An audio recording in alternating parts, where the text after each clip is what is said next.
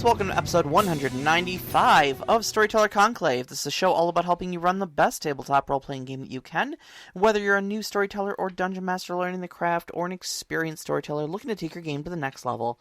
I'm Sara. I'm Rob. How we doing, Rob? I'm doing all right. It's a little cold. It's a little snowy. Yeah, we got kind of a snowpocalypse going on outside, right, Meow? Yeah, I don't think it's that snowpocalypse. Snowpocalypse? I think, like... Weather Radar 7000 is tracking the storm? Yeah, I suppose it is. It may impact travel. Yes. And schools. Yes. All those things are true. Yeah, but at the same time, like, it's not that bad. I don't know, what, like 4 or 5 inches of snow? Yeah, like, I was out on roads are a little Monday getting groceries, and it was, like, there was still milk. There was still water. There was still toilet paper. It's fine. We're fine. You just know how the media likes to hype it up. It's Always. It's a thing. Well, so it's the first time. They have to hype that up.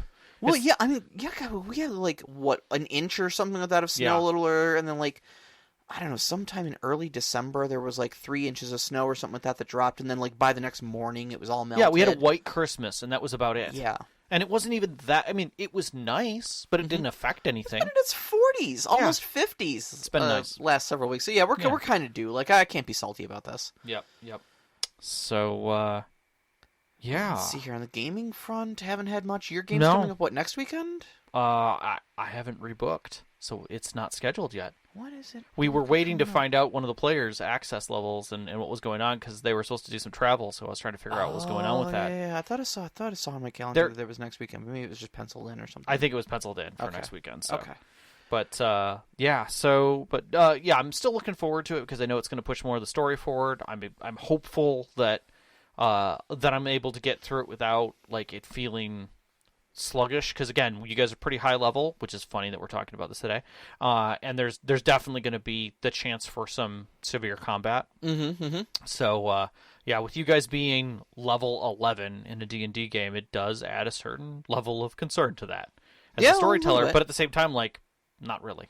Yeah, and we'll talk about that literally tonight. Yeah, exactly. Which is funny to me.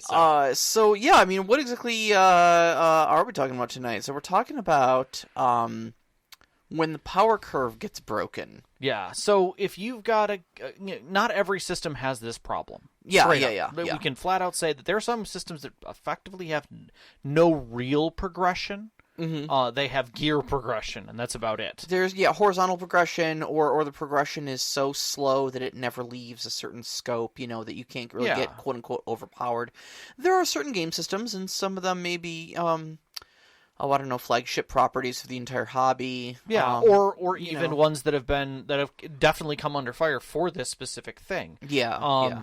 I can definitely say that when I started with Palladium, I saw this. Like, I comfortably saw this within the game, because it talks about at every level you just get better. Yeah. The progression is just straight up, and it is hard not to see, especially through the skills, that you don't just become. You basically, anything that you're skilled in, you are amazing at.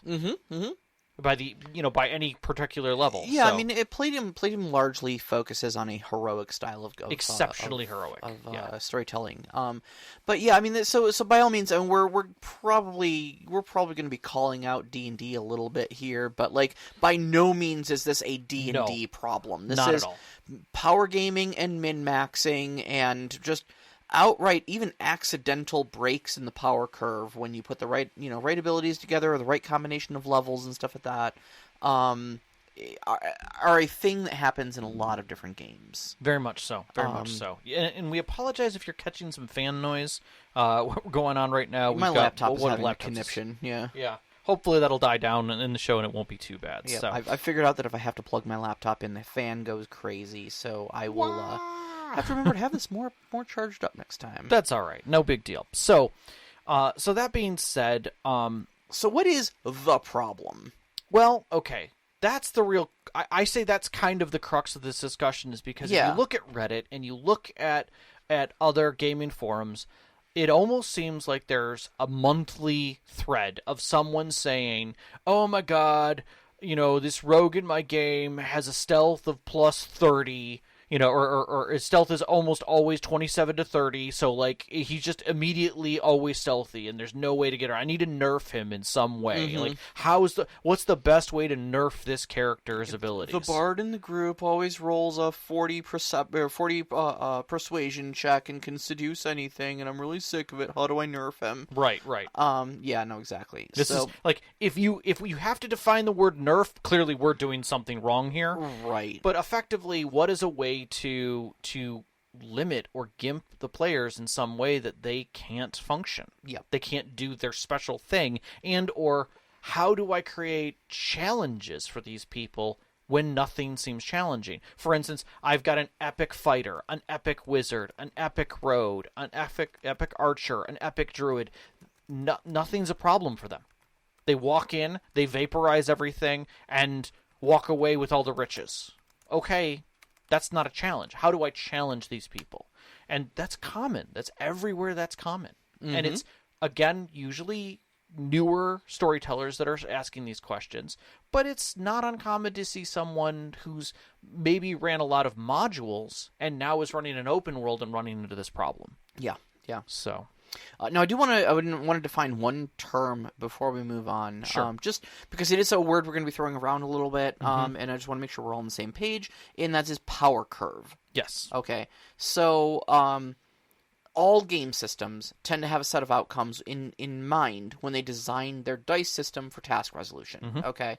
So, for example, if a game says an outcome of 5 is an easy task, an outcome of 10, regardless of the dice you're rolling or whatever modifiers you're at, okay, so 5 is easy, 10 is regular, 15 is like heroic, and 20 should be damn near impossible. Mm-hmm. Okay, that is essentially your power curve. Okay, you should almost always, but not always, roll above a 5. You should regularly roll above a 10.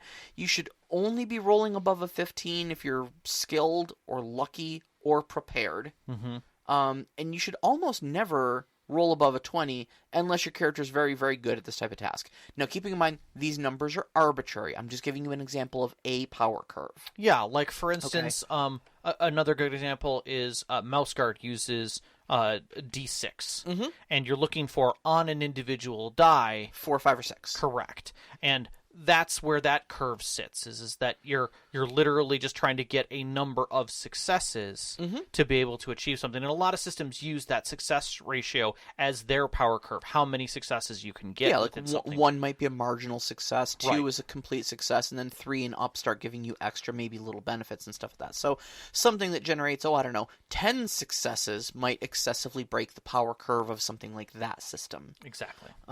So these are just examples of what we're talking about, a power curve. Is there's an intended outcome of numbers, and the top of that number should be something that is heroic, unheard of, the bards will write tales about it, style rolls, not something you should be hitting with any sort of regularity.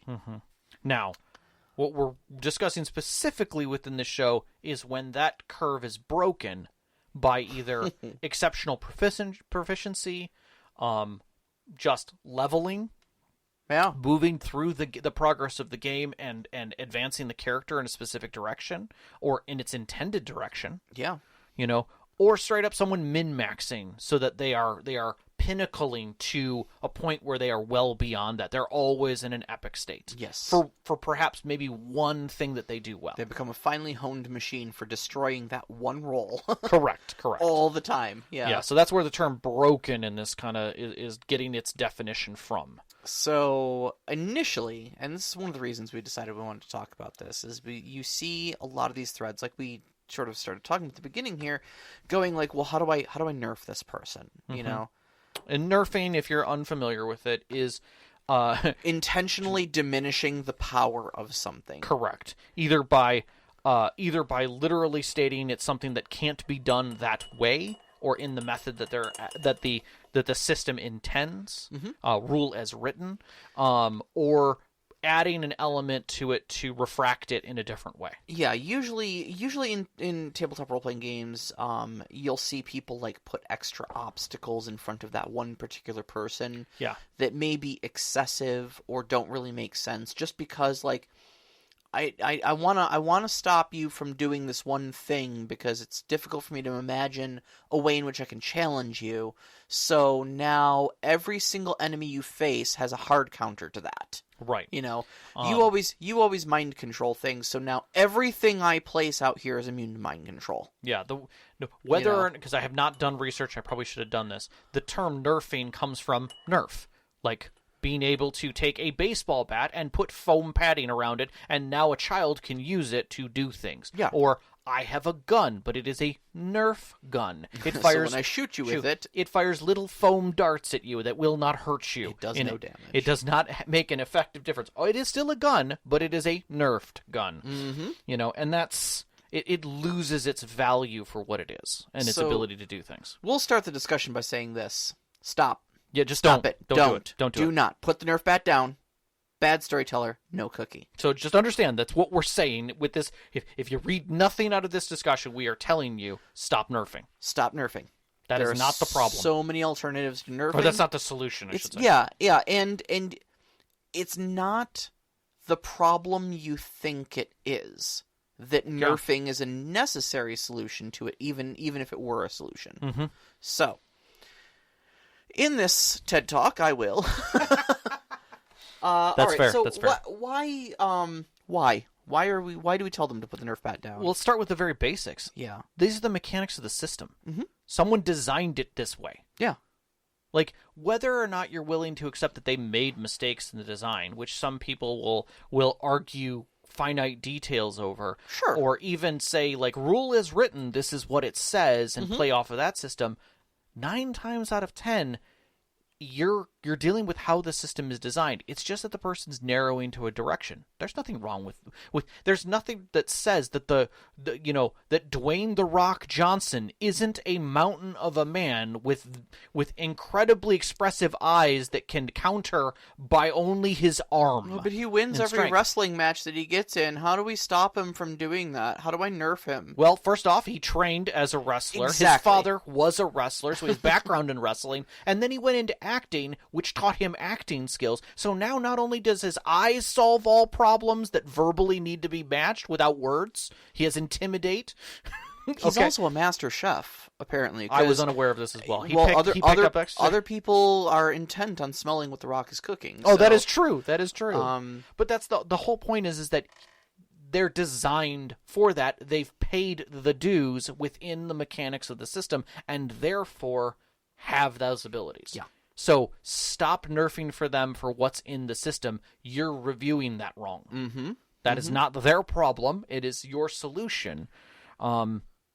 Min-maxing is the next direction of that. Yeah.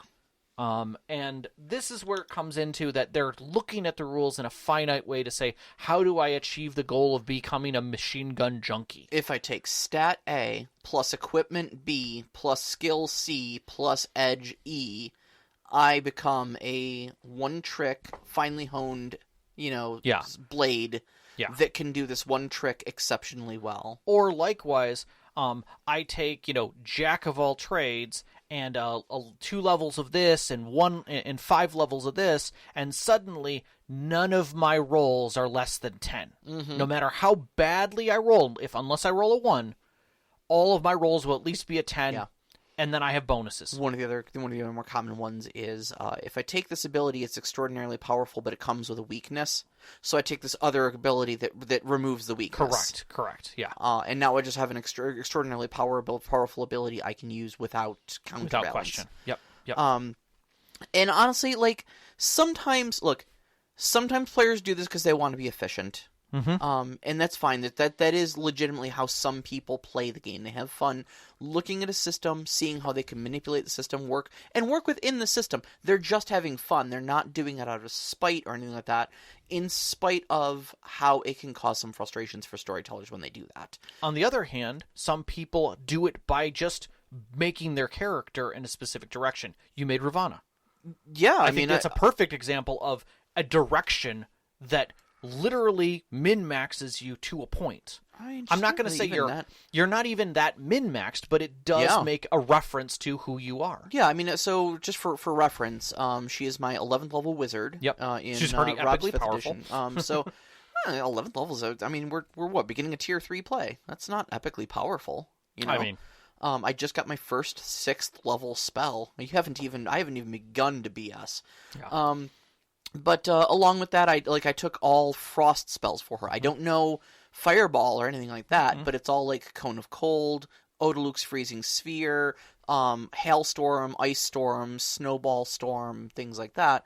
Wall of Ice. Your elementals are all ice. Yeah, summon creatures. I've got some summon creatures that I summon ice elementals and whatnot. And then along with that, I took the there's like an elemental mastery feat or something like that I took that basically makes it so that nobody gets resistance against my cold attacks, and I get to reroll ones, or ones become twos. Yeah. If I roll them for damage. Yeah.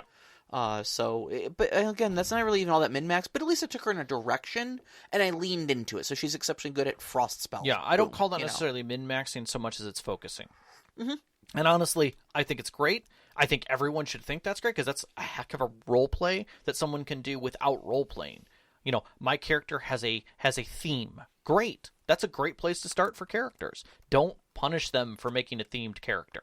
You know, I'm the gun bunny. I can pick up any gun and use it. Fantastic. That is great. You have a theme.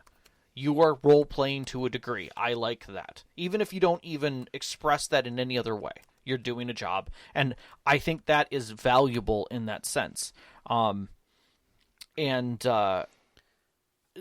It's often not done with maliciousness. No, in fact, sometimes it's done accidentally, honestly. Okay. So, I was playing. I know this isn't technically a tabletop role playing game. It's a video game, but right. I in Elden Ring, when I beat Elden Ring, I was actually trying to role play as a character from Wheel of Time. Avienda, who's one of the Aiel. They fight with spears. Yeah. And so I was like, oh, I'm just going to do a spear build. And then I thought, well, what would go good with a spear build will probably bleed attacks. Dual-wield spear builds are the meta. Like, they are considered the cheesiest, easy mode. I did not know this. Yep. It was just like, I'm just trying to make an Aiel that wields spears. I didn't mean to do this, and accidentally I put the game on easy mode, essentially, with my build, you know. But I've seen this happen in tabletop role-playing games, too, where they're just like, oh, you know what sounds fun is maybe a multi-class bard warlock. And they come up with a good story for it, and they're like, oh, you're one of those. What do you mean I'm one of those, you know? Yep. No, I've definitely done that a few times because of a recommendation from somebody off the cuff. Like, hey, I'm looking to play something fun. Have you ever tried a Dwarven Cleric?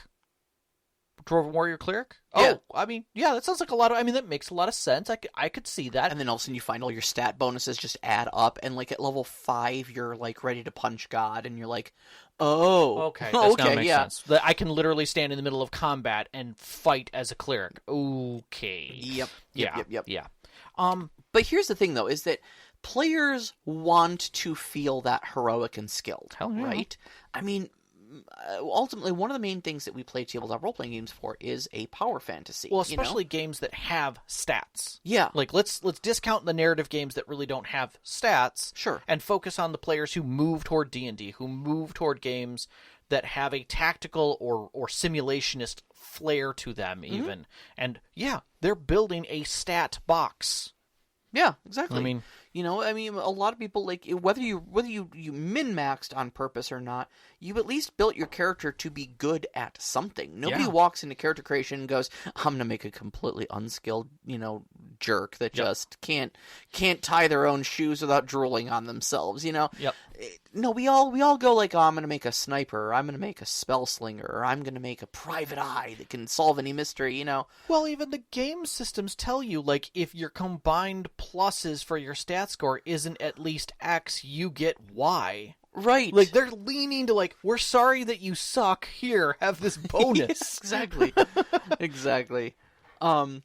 But, like, sometimes someone wants to play a sniper, for instance, right? We'll use a sniper as an example. They want that character to be an expert that always hits their mark, okay? Rather than a professional sniper that misses 50% of the time because the book that says that shot was supposed to be tough. Right. They want someone who will hit that shot 98% of the time. And if they miss it, it better be a darn hard shot. Right. You know? That's what they do. Now, they may not be the best mystery solver. Mm-mm. They may not be the best healer or the best researcher or whatever, or the best driver. But man, you put a gun in their hands and they're going to hit a target. I mean, a good example of that, I was playing a character in a game where my character was basically a covert ops person who could stealth and shoot. Like, that was it. Like, I was... That's all my job. I wasn't good at anything else. Were you playing Skyrim? Stealth Sniper again? Actually, I think this was in Stealth one Archer? of Matt's games. Okay, yeah. And I was playing a semi-super-powered character who could do this. Okay. And I had stealthed my way into a police station to break someone out. Oh, was this his Aberrant game? I think so. Okay, yeah. And it was... I just remember, like, I could do... Like, there wasn't a reason. Like, I had Chameleon, I had this other thing. So basically, I had, like, 5 layers of camouflage plus invisibility. Like, if you could tell I was in the room, there was something critically wrong. Yeah. You know, kind of a thing. And it was just neat to see how that... Because it was a way for me to feel powerful in a very specific direction. Oh, sure.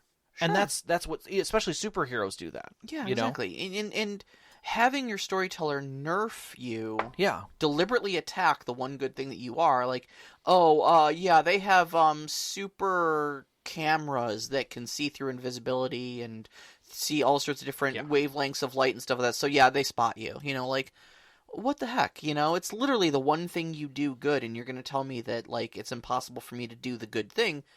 What use am I? Yeah. You know?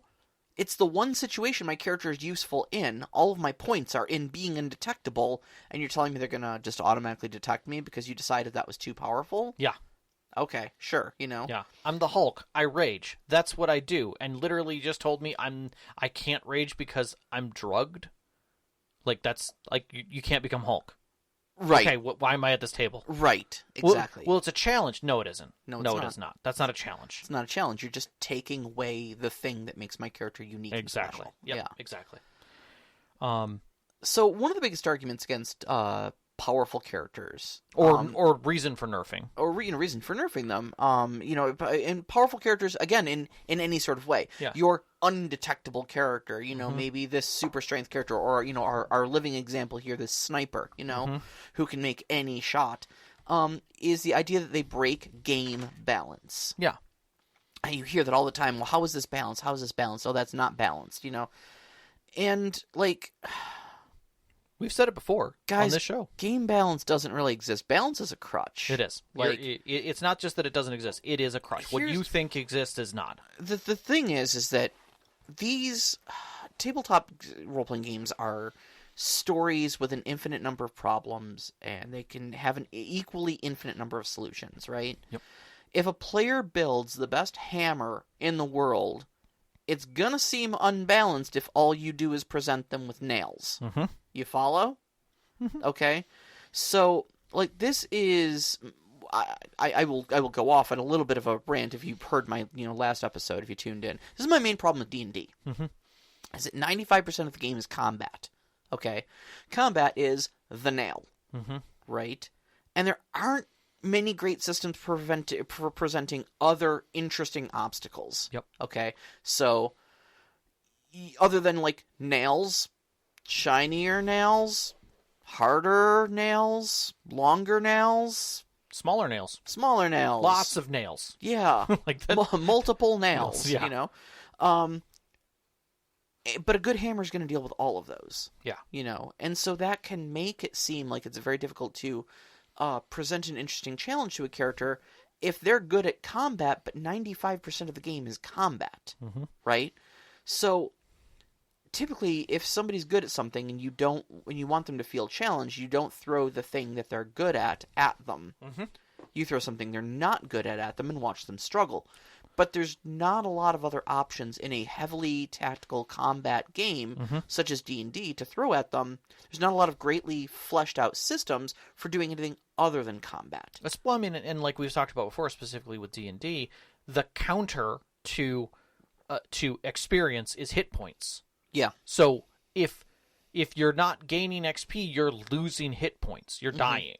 And that right there says that the key to the game is keeping your health and removing the enemies. Well, yeah, and that's why like one of the easiest and quickest go-tos for dungeon masters is like just like doubling the health pool of their monsters. Mm-hmm. Oh, my big bad evil guy died in the second round of combat, so I had to give him 5,000 hit points, you know. Or I needed to make too him much damage. resistance to everything. Yeah. So he takes half damage. Exactly. You know, or no damage from specific things. But again, that's a direct nerf to the player's power. And I distinctly remember back in, I want to say, 2nd edition, that monsters, as they went up, quote-unquote, in rating, even though there really weren't ratings, there were, they would often be magical and only able to be hurt by magical weapons. So now the players not only, even if they were the best, they weren't a magical weapon and therefore couldn't affect them and had to go get those things to affect them. And that's a common nerfing that systems do naturally. Like organically, they just put in the system that you will be unable to affect these until X. Until you achieve X or Y. Palladium does this with SDC and MDC. You know, no matter how great you are physically, you are not going to be able to tear down a mech. Mm-hmm. It takes mega damage. Structural damage will not do anything to this thing. It'll just plink off it and give it tiny holes. And likewise, mega damage weapons are like anti-tank weapons. If those hit you, you are made of squishy, bits. Yeah. You are nothing but a water balloon that screams and bleeds. Correct. And that's a hilarious way of saying it. But that's the truth. It's the fact that you are unprepared. But again, that's the system trying to remind you of variances in level, tiers, if you will, a caste system of sorts to be around it, and it's reminding you what the system wants you to do. It wants you to get to that level of tier to be able to combat those things and be better than everything else. Mm-hmm. So when you have the option, or when you're presented with players that are hitting all the nails, what do you present them with that can be a variety? I mean, even in D&D, there is some pride. People are like, well, just give them a puzzle. Yeah, but that's, I mean, it sounds simple, but that's a great solution. Yeah, it is the simplest of solutions, even if the puzzle isn't quote-unquote real. If you're, if your party is a very shiny hammer, exceptionally good at hammering in nails, don't put more nails in front of them and expect the power balance to change.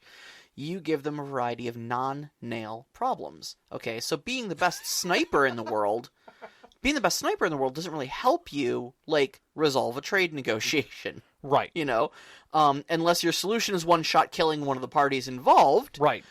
That can be a solution. Yeah. No man, no problem. Right. Hunt down an elusive criminal ringleader known only as the Arbiter. Sure. It doesn't help you solve the riddle on a dungeon wall, which holds the key to the treasure inside. It does not. Etc., etc., etc. What's funny, I'm going to pause for a second and kind of roll back a little bit, because Hulavu said, or you could use the boss resurrects as undead. You beat my blue dragon, fools! Now it is an undead dragon. I mean, yes, that is also a legitimate way of doing things, but again, I think that is also... But that is progression that you've put in, and that's the part of understanding how your world works and setting it ablaze with them in it, so that you know what's going to happen next. Mm-hmm. What is it? Power abhors a vacuum is always my favorite thing. Is that, yes, you've just killed off the mafia ringleader. Congratulations. The streets are alight with fire and awash with blood. Yep. Why? Nature abhors a vacuum. That's right. Sorry. Now everyone who was concerned that guy was in power and would do something if they stepped out of line just realized he's no longer there. And everybody who was number 2 in town is now fighting to be number 1. Yep. And one last note on this is that, to the best of my knowledge, there is no stat in any game that I've ever seen that helps you resolve moral dilemmas. No. I again kind of see my Skingrad plot. Yeah. Here's a magical undead slaying sword. I am handing it to you, the cleric, who is exceptionally good at wielding holy magics to kill the undead. and then I'm going to stick you in a room full of baby crazy vampire piranhas, basically. Mm-hmm. Does that sound like a fair fight? Yeah. No! You're holding freaking Dawnbreaker. Of course it's not a fair fight. Yep. I didn't put it there for game balance. No. I put it there so you'd feel bad about killing people. Yep. Without a doubt. Without a doubt. I gave you a good vampire and a bad vampire to choose from. At the same time, you end up sometimes with unique scenes like that happened in The Expanse, where it's like, here's the gun. The guy who hurt you is across the room. Yeah. And you can't pull the trigger. That's okay. One of the other players can. You're not that guy. But I am. And those, you have those moments, but again, I also feel that is role play. Mm-hmm. That is moving through the right feeling to get to that. So and that brings us to a great point, actually, is other members of your team coming together. It's usually not just one person.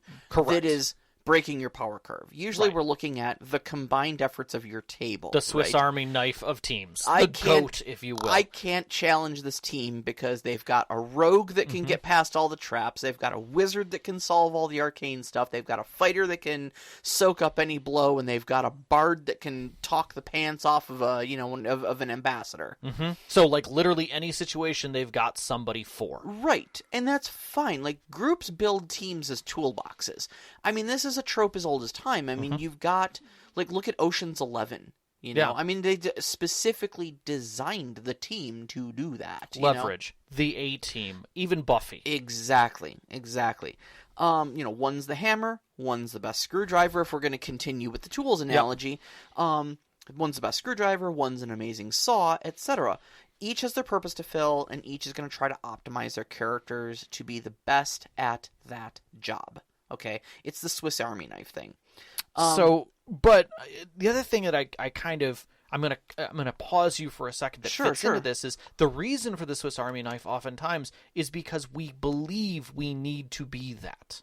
The game has told us and pressured us to say, and I'm not even going to say D&D. Mm-hmm. I'm saying gaming in general. Like, oh, yeah. You go to a video game that is a multiplayer game, the first question that usually gets asked is, what do we need? Yeah. What role should I fulfill? And now you're playing a role, and a role-playing game makes it feel like someone needs to be the fighter, someone needs to be the wizard, someone needs to be the cleric, so that all the roles are filled, and we are a optimized team. Yeah. Who hasn't got heckled in a group of Overwatch because you picked a tank character when they already had a Reinhardt on the team, the wrong one, or the wrong one, yeah. Like, hey, we're not. Why would you take Zarya on this map? Right, against these players, right, yeah. Because you're not optimized. You're not fitting that and being able to sit within the meta that is best for the situation. Exactly. And I think right there is a discussion to have with your players about we're not optimized. We don't need... Stop it. We are not playing a table... we're not moving to a video game. Interesting stories happen when failure happens. That's the thing, is that we all want to succeed. We all want to try to succeed, but I think there's... and I've seen it in my own group, too, and it was so surreal to me watching my own party after we literally just got done having a discussion that we're going to keep the Heroes Never Die special rule in play. Mm-hmm. Meaning that it is nearly impossible to die unless you look me in the eye and say, I feel like my character would kick the bucket here. Yeah, this is it for me. Sorry. This is it for me. I am volunteering to turn my character in as dead. Yeah. Oh, okay. Now it's a narrative beat. You cannot die from your wounds in a mechanical sense in my game. And having you guys go, oh God, we can't do that because, if we don't meticulously plan this, or if we don't meticulously solve this and do the right thing, we're all gonna die. Like, it's gonna be really bad for us. And I had to, look you guys in the eye and go, you can walk into danger just a little bit. There's really not that much of a serious consequence I can give you. It'll be roleplay consequence. Mm-hmm. But, I thought we'd established mine's the type of game where you're not going to be dealing with dire fallout from complications, And you guys all kind of reality checked a little bit and went, oh, yeah. Yeah, we can be a little haphazard, can't we? Yeah. Right. Have an adventure. Yeah. Yeah. Allow your characters to step into it a little bit. It's like I've said it on the show before. Beer, because no fun story ever started with a salad. Although those ladies keep laughing about it, and I want to know what's going on. Right. I really want to know what's going on. Laughing into their salads. I'll tell you about it someday. Okay, fair enough. But so in that regard, do give your players who are heroic a bunch of nails to hit in.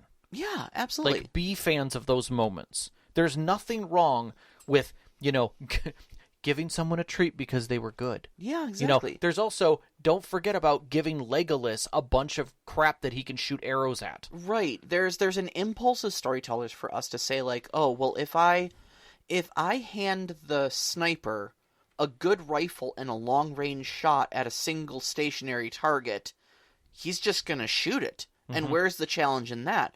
So I can't put him in a situation where that would happen because he'd just instantly win it. Mm-hmm. I have to think creatively around it and make everything a challenge. No, you don't. Mm-mm.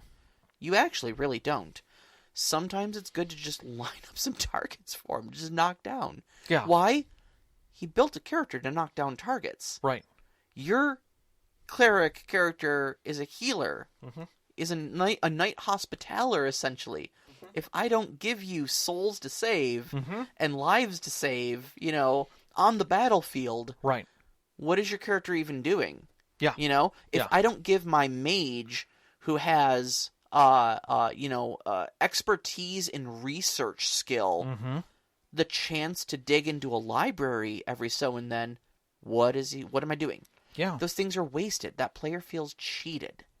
They feel cheapened for having spent a bunch of their character build or points or experience or whatever the system's got on those features and not doing anything with them. But the question then is isn't challenge more fun?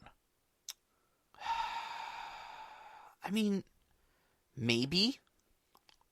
It is. I would say it is, but at the same regard, also just seeing that perfection moment. Seeing Deadshot take the 3-mile shot to hit a target because that's what he's good at, and really letting that moment shine is beautiful. Seeing Grog kick down a door, get hit with 30 arrows, and go, oh, there's only 30 of you. Oh, now you messed up. Yeah.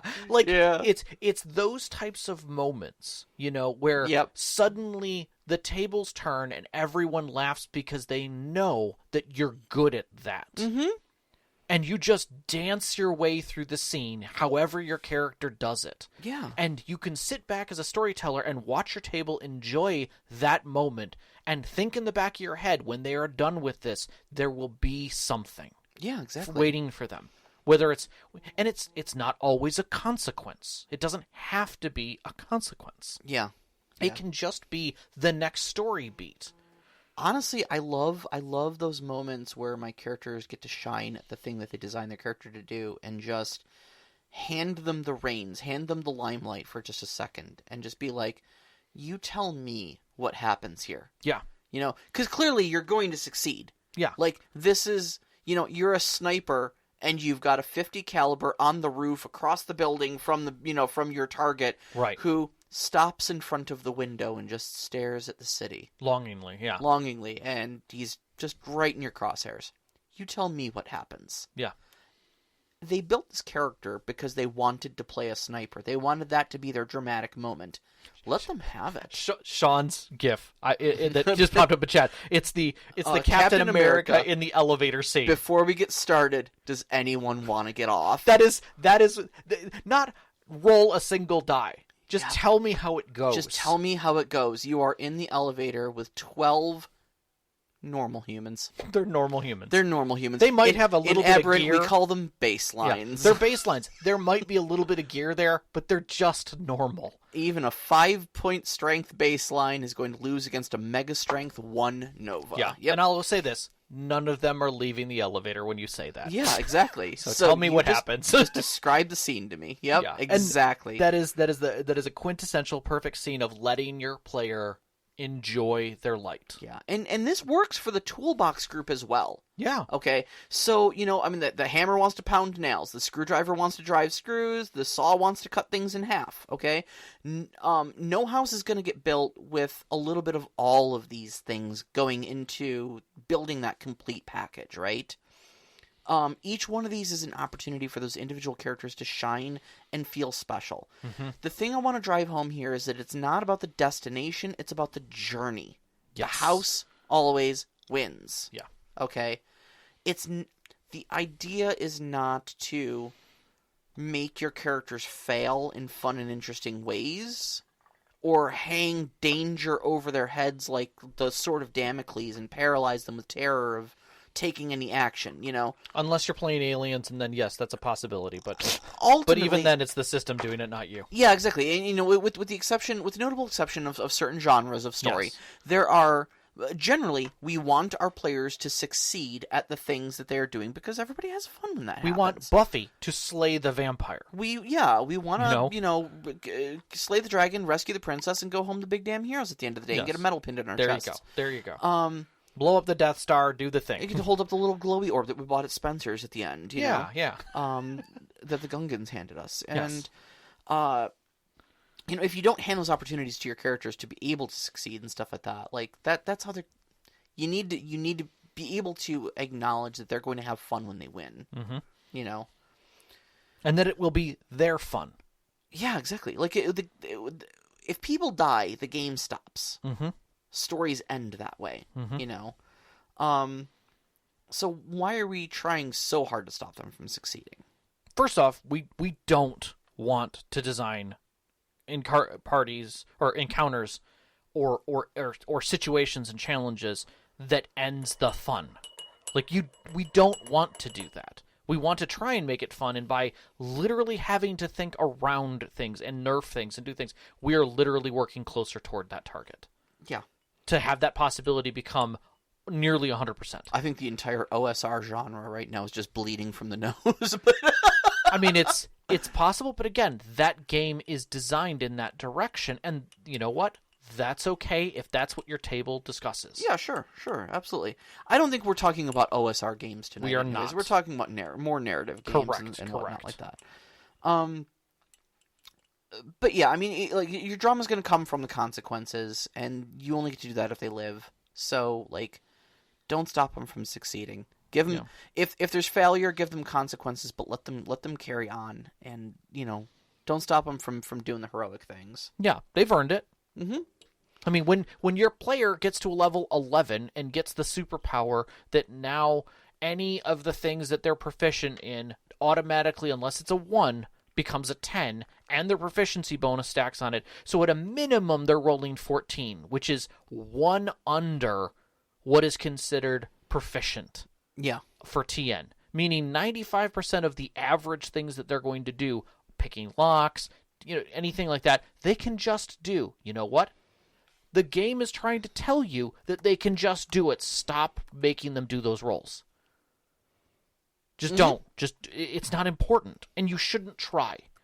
You shouldn't make and here we're starting to get into the far of it, which is that did the bad guy specifically know that this very skilled person was coming in the door, so they triple locked their bank vault with a very specific lock that they were unaware of?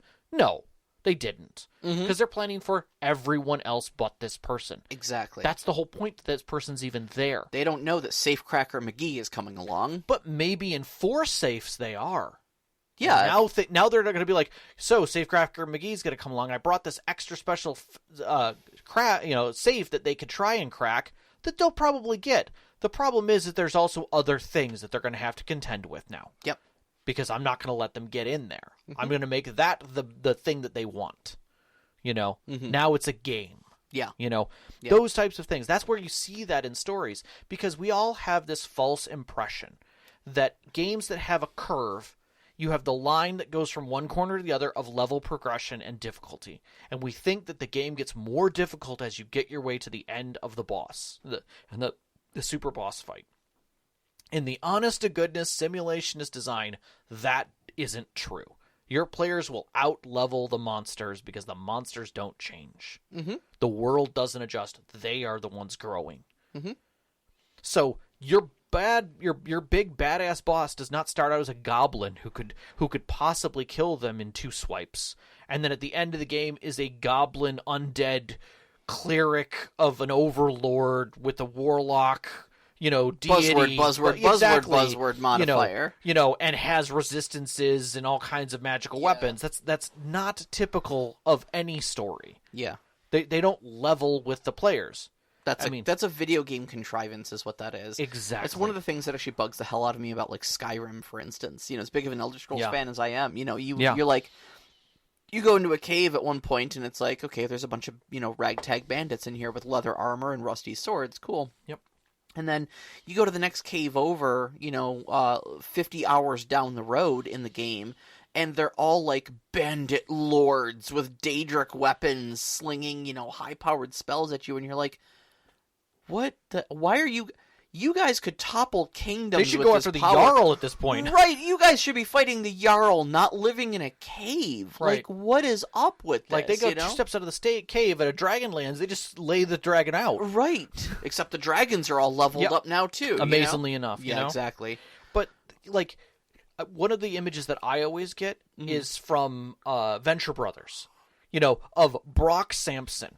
He is a brick of a man who is there to murder. He's not exceptionally smart. He's wise in what he does and the things that he knows, but his joy comes from literally toppling armies or getting that one big brute and handling it. So when he shows up at a villain's place, that villain is terrified and literally just keeps throwing minions at him until he's either done with his energy level and decides to leave, or that the villain can get away. That's it. Because villains know that when those things show up, they're screwed. It's time to go. Yeah. When James Bond shows up and they know it's James Bond, they're done. It's James Bond. I always remember that scene from I think it was the second Iron Man movie where he's going through the Mandarin's place, and then the one guard is just like, he doesn't pay me enough, and I saw what you did to the other guy, so I'm just gonna. And he's like, okay, go. Yeah. The scene from Firefly, the first guy, he's gonna come after you. He's gonna keep coming. He kicks him into the exhaust, or into the intake. All right, this is Niska's money. I get it. Niska's money. Gonna take it. Best for everyone. We're good. Best for everyone. Yep. I'll see you later. And like. It's funny, but that is how people react. That is how things react. And it comes off so much better when you can turn off that part of your brain and say, all right, how is reality going to react to this? Yeah. Yeah. I'm going to literally just hurdle a building at this person and try and get away, Right. So one of the other things that I kind of want to get at in this discussion here is, and I touched on a little bit before, is letting players have the power. Let them have the power that they paid for. Yeah, because they did pay for it. Like, for instance, Savage Worlds was such a blessing for teaching me this lesson. Okay, so the community itself is so different from what I was coming from D&D, and I was still kind of stuck in that mentality of, everything has to be a challenge, everything has to be difficult for my players, and so I actually went on Reddit and I was discussing. I was like, okay, I'm gonna homebrew this ability, this power. Because I was trying to recreate Conjure Weapon from the Elder Scrolls series, and I had some really great discussions with people. And somebody basically taught me to just kind of throw what I consider to be balance out the window. Right? He says, "So wait, hold on a second. This spell summons a weapon, right?" I said, "Yeah." I don't want that to be overpowered. And they're like, well, how is it going to be overpowered? How does summoning a weapon differ in any meaningful way from just having a normal weapon? Are these things going to do more damage than swords? Are they going to have special abilities or not? And I'm like, no, I kind of considered they would have just, be normal weapons. I'm like, but what if they were like in a place where they had to be, they had to check their weapons at the door, my mages would just be able to just have weapons with them. And they're like, okay. Really, honestly, how often is that going to happen that it is going to upset game balance for you that you need to write this spell or even have to have a special spell for it? I was like, I don't know, once, maybe twice in the game. They're like, okay, your characters have already purchased the arcane background. Like, they've already invested an entire edge, which is honestly a lot because you don't get a lot of those. Especially in lower levels of gameplay, which is where we're at. They've already invested an edge in getting an arcane background, right? Yeah? Just let them summon weapons. Yeah. It's not that huge of a deal. And probably if they're dedicated spellcasters, they're not going to have a huge fighting score anyways. So, like, using a sword usually isn't going to be too greatly advantageous to them in spite of, like, a warrior instead, right? Yeah, it's they're not min-maxing for some eventuality that you've contrived. Right. Nobody's going to summon a sword and then clear an entire room with it. They're probably going to summon a sword and be like, great, I think the pointy end goes into the other man because I'm a mage, not It's a role-playing mechanic for them more than anything else. Yeah, exactly. So just let it go. They already purchased magic as an ability with their character points, and invested into that. So what if they summon a dagger with it? That sounds cool. That sounds badass. Let them be heroes, you know? No, I agree. One of the other examples I saw was somebody went down there, and this was after I'd had this interaction. So I'd already had this kind of change of perception. Sure. And somebody was like, if someone... This sounds overpowered. Let me know if this sounds overpowered to you. And the community was like, okay, go ahead. Well, if they take this edge, and this other edge, and this other edge, and a specific machine gun, and has a really high shooting skill, they can, under a very specific circumstance, lay down, brace, go on full auto fire, and do this, and they calculated it all out, like how many dice worth of damage it turns out to be. And in the scope of Savage Worlds, yes, it was an obnoxious amount of damage. Sure. Doesn't that seem overpowered? And luckily, the community said what I was going to type up long before I ever got there, which was, so let me get this straight. They have to take 3 edges that all compound on top of one another, so they have to have all 3.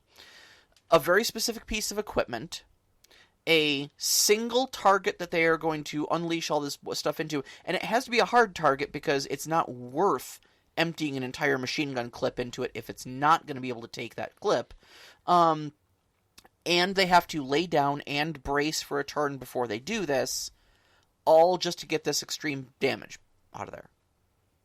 Again, how many times do you see this happening? And how often... I mean, how much did they invest? Right. They invested 3 edges, equipment, and all the stars aligned for the situation to show up in the first place.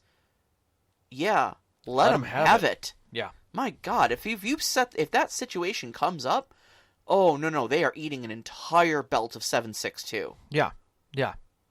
Yeah, absolutely. And you know what? I'm going to let them laugh the entire time that they're rolling all those dice. Yep. And I'm going to high-five them afterwards and give them a Benny. Yep. Because, damn, that was cool. Yeah. You got to do the thing. Right. Exactly.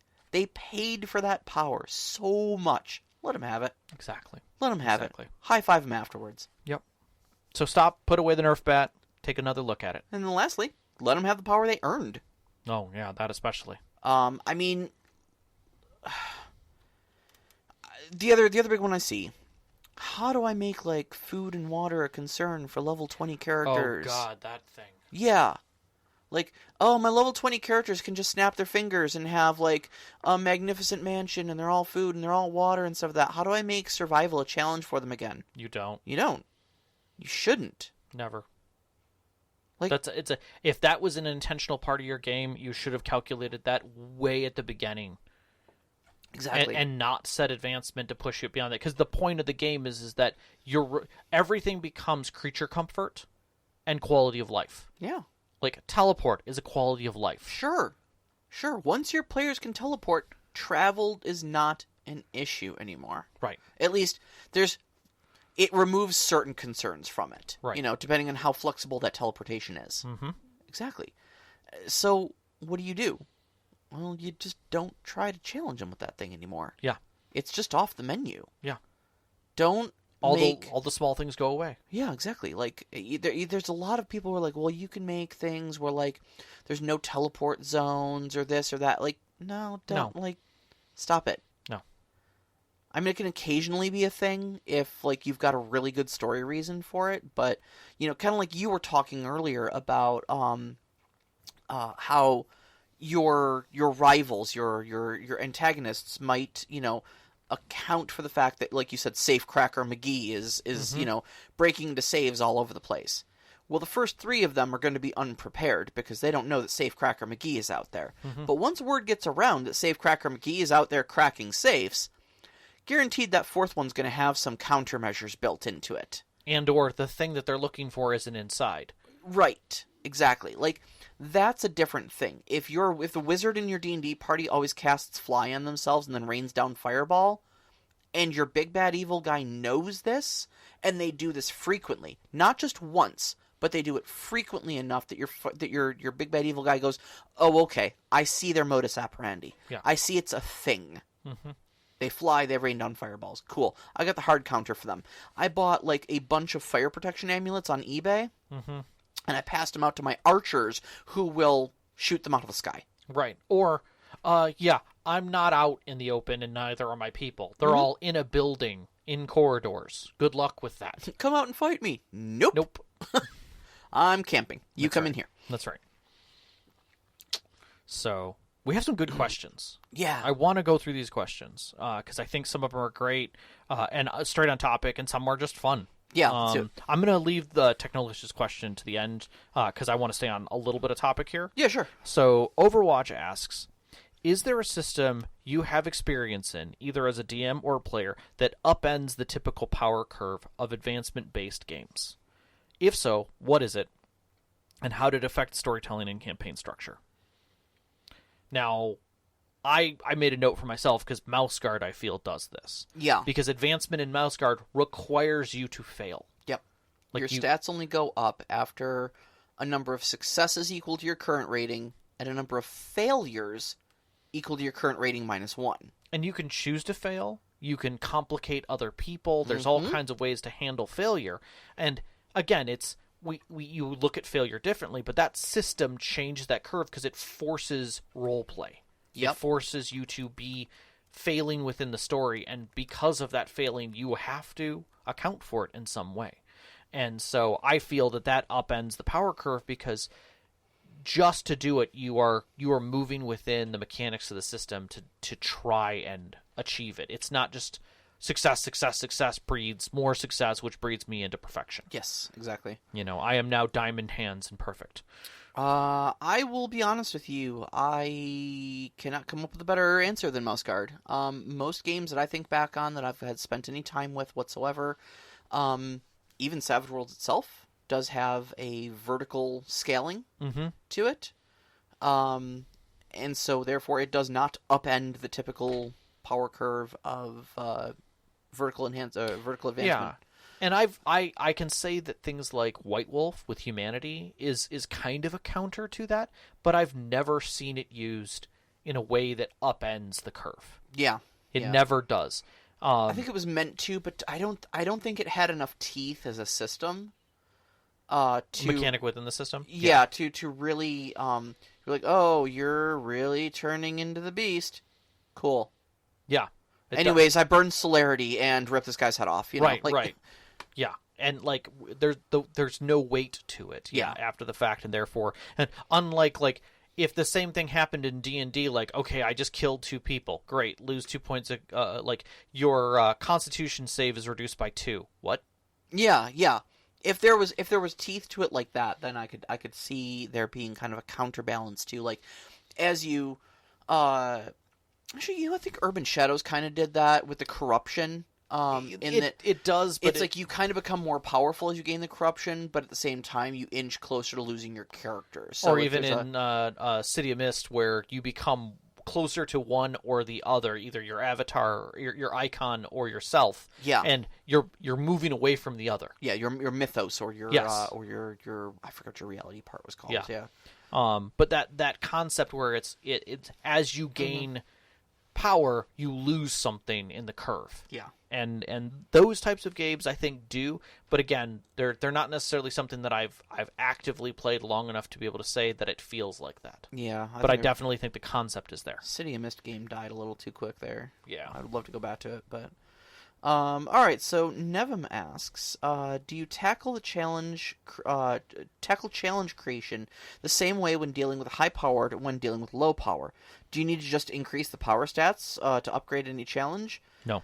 No, this is part of that whole like the PCs have high numbers, the foes have to as well. Mm-hmm. I've become a big proponent of just throw the stuff that makes sense in there. Mm-hmm. If the PCs have the guns to deal with it, cool. If they don't, your fight scene has just become a chase scene. Yep. Yep. Yeah, no. And balance the power differently. There is absolutely nothing that says that when the players come in and start kicking butt, that the enemies just don't leave. Mm-hmm. Like, that's a thing. That's okay. Maybe the fight scene becomes a chase scene, but the players are the pursuers. Right.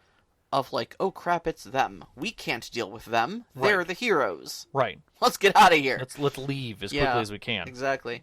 Next one was, what examples of systems do you have that handling good handling of the power curve? Again, mouse guard. I really like Savage Worlds for this because it's a lot. The power curve is extraordinarily flat. Mm-hmm. I agree. Instead of level 1, oh god, I'm a farmer with a pitchfork, and level 20 being which god do you want to punch today? Mm-hmm. It's like a newbie character is maybe good at using a gun, and a like legendary rank character is like exceptionally good at using a gun. Yeah. Yeah. You know, and that's it. Like, mm-hmm. that's your power curve in Savage Worlds. And it's fun because it's pulpy and heroic and stuff like that, but you never really feel, even at high levels of Savage Worlds, you never really feel like you're, like, straining the limits of believability within the story. You know, you can easily have high and low level characters together at the same table and not feel like there's a giant power disparity, you know? I can't cite the examples in the mechanics, but I felt like the One Ring handled this as well because of the requirement of return. Oh, yeah. And a lot of the advancement was done in, like, magical boons and correct. stuff like that. Gear was the real key there. And you had to make decisions on what you were using. You had to make decisions on how you were using it. But it felt like it was personal. Everything was personal. And then the return. The concept of, you're exhausted. I don't care how big of a badass you are. At some point, you need to go lay down. Yeah. And that's a mechanic that's hard to ignore. Mm-hmm. So, does the power curve come only from gaining XP and increasing the character's abilities? I will say yes, in general. Because I class ability, skills, stats by increasing the character. Yeah, increasing character abilities, I would say, yeah, but again, keep in mind that gear is also a thing. You know, that rogue gets far more obnoxious, and breaking with their stealth skill when you give them boots of elven-kind. Yeah. So, yeah, no, absolutely. And that's I do consider that a form of advancement. Yeah, well, absolutely, so, absolutely. Yeah, gear's definitely a form of it lends to the power curve, yeah. Yep. So JGen X asks, narrative systems tend to be less balanced than simulationist one. How would you balance high-level encounters for narrative systems without being too hand-wavy? Well, first off, there's no balance in a narrative system if you're doing it right. Yeah. Don't try. Yeah. You're not going to be successful. The whole point of narrative is that you're telling a story and the story evolves. Have consequences. But it's not a win-lose situation. Right. The whole concept of balance kind of is counter-current to narrative in the first place. Mm-hmm. Like, the idea that, well, ordinarily he would have 12 thugs with him, but the stat calculator says that 4 thugs is a balanced encounter, so I can only have 4 thugs in the room. Should never be part of a narrative story. Yeah, if he should have 12 thugs with him, he should have 12 thugs with him. Yeah. Period. Yeah. And if the players need to make their own decisions about that. In a narrative-heavy game where combat is not the be-all, end-all of conflict resolution, that shouldn't matter. Yeah. That's a show of force. Those 12 thugs are there not to beat the players up, but to dissuade the players from starting anything. Mm-hmm. It's there to limit an option. And to add tension. Exactly. Mm-hmm. I can kill you at any time because I outnumber you with powerful foes. Mm-hmm. So you're going to talk, and you're going to play nice. Yeah. And you're probably going to agree to what I have to say. Yeah. And then I'm going to let you walk out the door and think about it. So where's the balance in that? Right. There isn't one. There isn't one. Right. Exactly. So And likewise, if you're the big damn hero in it, stepping through the wheat field that is minor minions, there's no balance. It's just a lot. You're Blade. You're going after the bad guy. It's threshing grain. That's right. It's nothing major. Mm-hmm. You know? Yeah, exactly. Psychic powers. Oh, this is a great question. Think Professor X and Scarlet Witch from Marvel are massively overpowered and can be difficult to balance in any system. Should GMs allow PCs with psychic powers in their games? Why and why not? Personally, I think psychic powers are hard. Only because everything does them differently. And that right there makes that even more challenging. Yeah, I don't think there's a blanket yes or no to this question. This is not unlike saying, does undead unbalance a game? Which ones? Right. Are we talking Vampire the Masquerade? Are we talking D&D? Are we talking the Living Dead? Are we talking Cthulhu? Yeah, which undead are we speaking of? Are we talking about necromancy? Are we talking about medicated? Right. Are we playing a Last of Us game? Or what? Or is this the Umbrella Corp? Like, yeah. What are we dealing with here? So I think in that right there, psychic is hard. And I don't envy people who don't have a good grip on it within their system. That being set aside, because it's talking about balance of two very powerful people. Understanding that neither of them had a problem with their power set getting adjusted other than things that were already factored to their story. Meaning, the counter to Professor X was Magneto. Because he knew the truth. Right? Or someone who was equally matched as him. Whereas with Scarlet Witch, there really isn't a counter to Scarlet Witch so much as that she has to deal with the morality of her actions within herself. And that produces its own struggle of control. We talked about in our Power Balance show that power balance ends up being the key to most narrative stories. It doesn't matter how powerful the character or persona is within the story, there's always some balancing point of power that is oppressing them, whether it's an internal struggle of morality, whether it's an understanding of their past and the things they have, or just them trying to balance themselves in some way.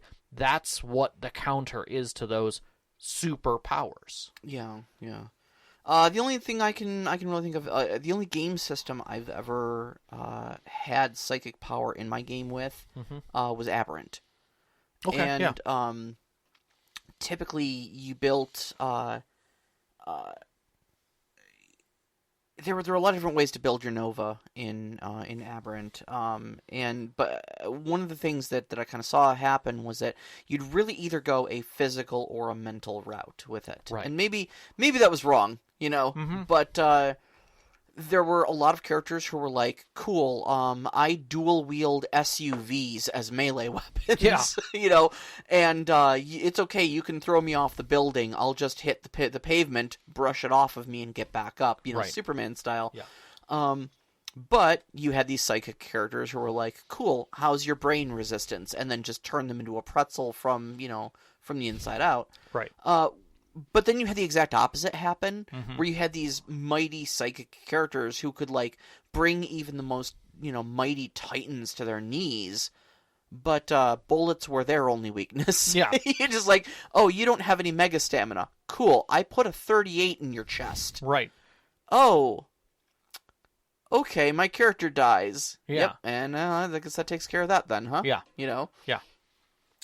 So I find there's always kind of a balancing act there to do as far as, just make sure that there is something within the game system that gives them a vulnerability.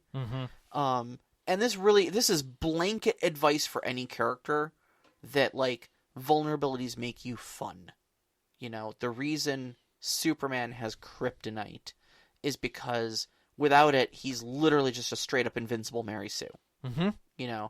There has to be some sort of counterbalance to him, and look at how many stories are built around, okay, Superman shows up, but the foe has some sort of weird kryptonite. And now interesting stories are being told because he's vulnerable. Yeah. This foe is going to literally blow up the city with a nuke. The problem isn't Superman. Yeah.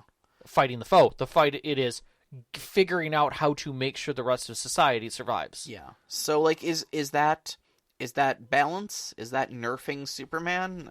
I don't know. Maybe. Yeah. But I think it's just more interesting if you have vulnerabilities. So if you don't have some sort of vulnerability for the massive power of psychic powers, find one. Yeah.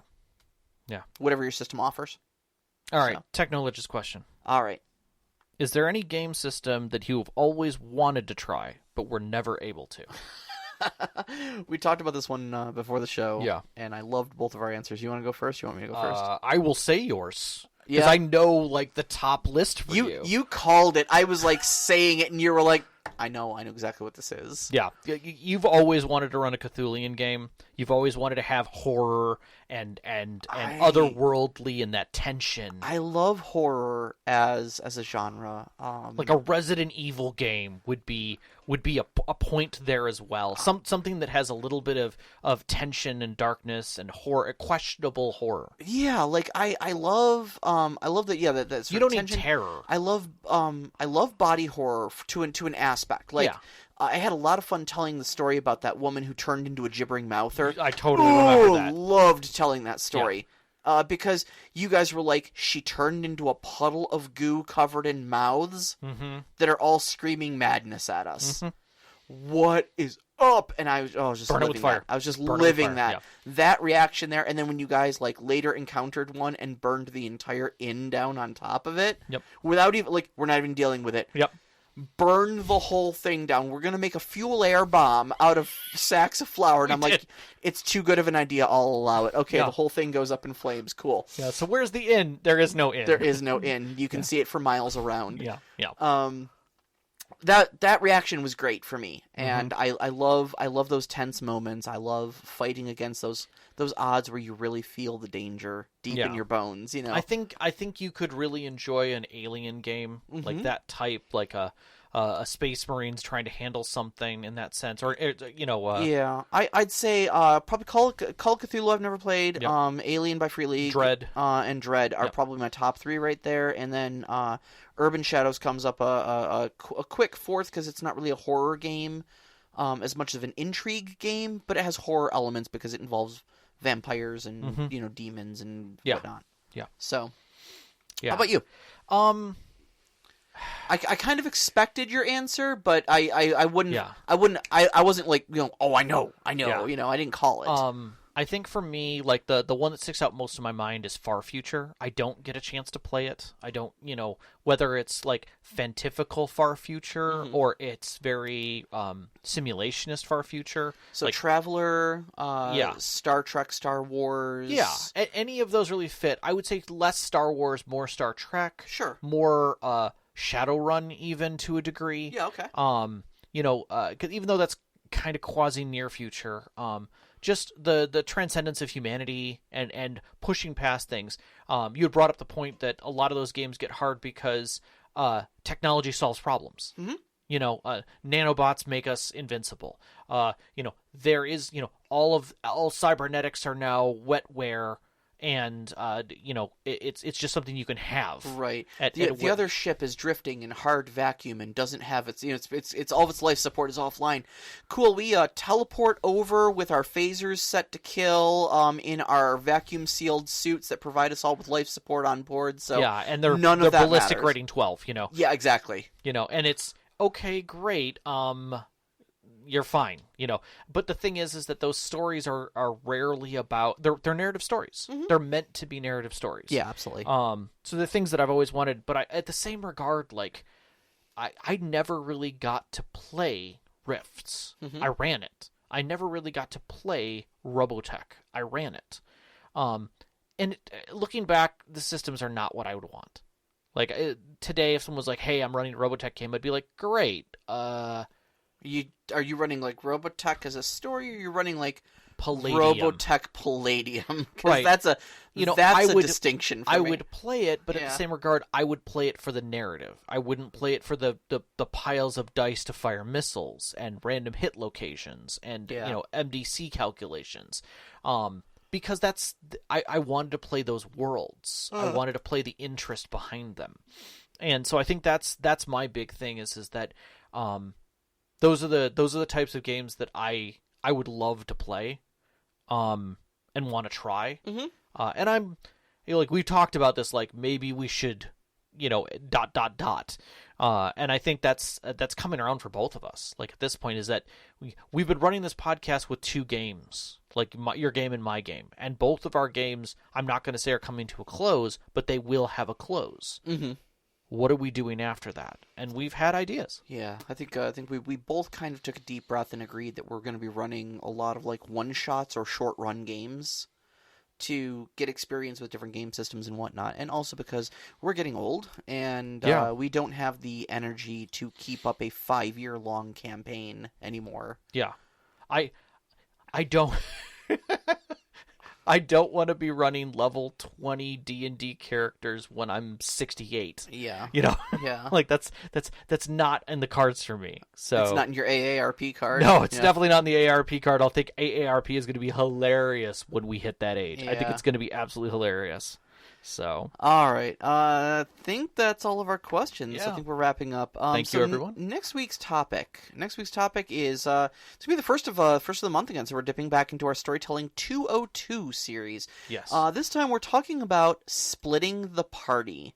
It is considered one of the big cardinal sins of tabletop role playing. But there's ways to do it right. There's ways to do it good, but it also requires some cooperation on your players, and it requires a little bit of strategic storytelling techniques to kind of pull off. So we're going to deep dive what splitting the party is all about and how to do it in an efficacious way at the table. And, whether it's somebody who's going alone, which does happen. Yeah, and how to deal with it when it does become a problem. So all right. You can find us on Twitter at @ST_Conclave, on Instagram at @ST_Conclave. Listen to us live every Wednesday night at 7 p.m. Eastern Time on mixlr.com/storyteller-conclave. And join us up on our Discord. We'd love to hear from you. Join the discussion with all the other storytellers on there. Bounce some campaign ideas off them, and shoot us some questions to answer here on the air. You can find that link on our Twitter as well as our website, storytellerconclave.com. We'd like to thank our Patreon members who help us out every single month, especially our name members. We really appreciate it. Knox in the Box, Subjet, Sam, The Arcane Asylum, Sparkle Motion, Vedran, Hulavu, and Sean. We always appreciate your support. Our pre-show music is by Arcane Anthems. You can find them at patreon.com/arcaneanthems or on Instagram. Our intro music is Beyond the Warriors by Geefrog. You can find that at geefrog.bandcamp.com or on Google Music. And our outro music, which you're hearing right now, is Only Our Footprints in the Sand by Midair Machine. You can find that at freemusicarchive.org. And a big shout out as always to our families, Vicky and Sean. Thank you so much for loving and supporting us. Thank you. All of our friends who've set our tables over the years to share these great stories with you. And you, every single one of our listeners. We love you guys so much. Love you. You have a good night. Good night.